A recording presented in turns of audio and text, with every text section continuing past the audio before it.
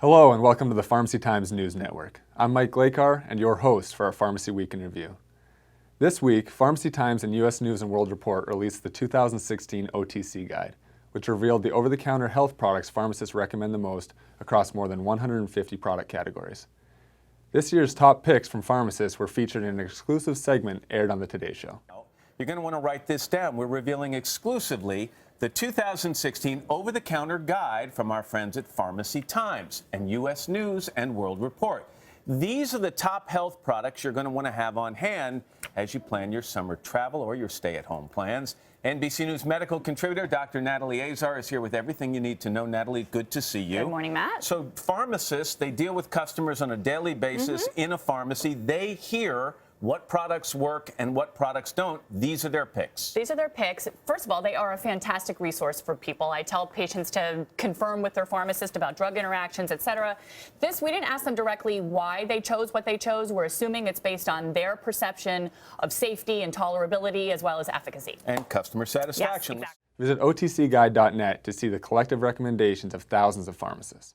Speaking of OTC products, pharmacists may receive more questions about Aspercreme now that Chatham has launched a TV ad campaign promoting its new maximum strength lidocaine patch. The ad features a woman who experiences back pain caused by aggravated nerves when she places her luggage in an overhead bin on an airplane. She applies the Aspercreme lidocaine patch to relieve the nerves and stop the pain. The Pharmacy Times team recently traveled to Baltimore to cover the American Society of Health Systems Pharmacists annual summer meeting. At the event, Dr. Christopher Betts described a technique that health systems pharmacists can use to improve medication adherence in patients with acute coronary syndrome. I tend to lean towards an acronym, the ORS technique, which is mentioned in some of the literature for APHA. So O is for open-ended questions. And you're truly trying to form a partnership with the patient when you're motivationally interviewing because you want to have buy-in on all sides. If they feel like you're telling them what to do, the chances of success are not going to be very good. So open-ended questions allow them to explain to you what they're thinking. A is actually for affirmation. It's so much easier to have somebody change a behavior if you tell them what they're doing well first. So simply going in and saying you've done this, this, and this is why this happened, you're going to lose them immediately. No one likes to be told what they're doing is wrong. R is for reflective listening. This is where your skills in empathy could come in. And ensuring that you completely understand where they're coming from. Maybe you'll find something in your lifestyle that they couldn't tolerate in the ID regimen. If you can find it on the front end, we can fix that before they leave the hospital, where we're more likely to actually have buy-in with what they're doing. And then S is for summary at the end. So basically a teach-back methodology to make sure that they completely understand what you're asking them to do. And you can confirm that there's a level of buy-in. Because again, if they say they can't do it, changes can be made before they're discharged. In related news, ASHP and other pharmacy industry stakeholders are making concerted efforts to reduce the risks associated with compounded drugs to protect the patients who depend on them.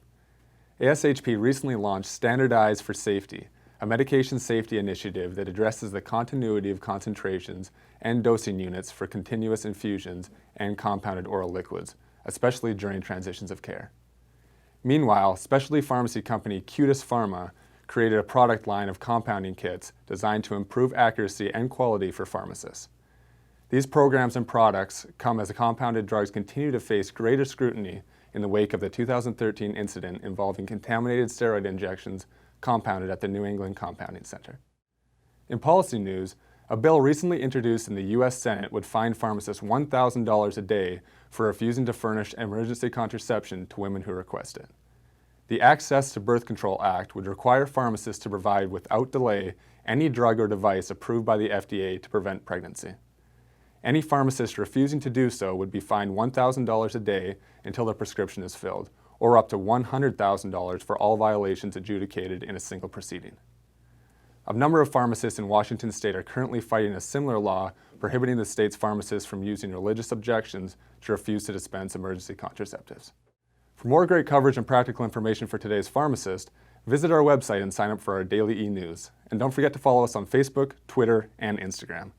Thanks for watching our Pharmacy Week in Review. I'm Mike Glakar at the Pharmacy Times News Network.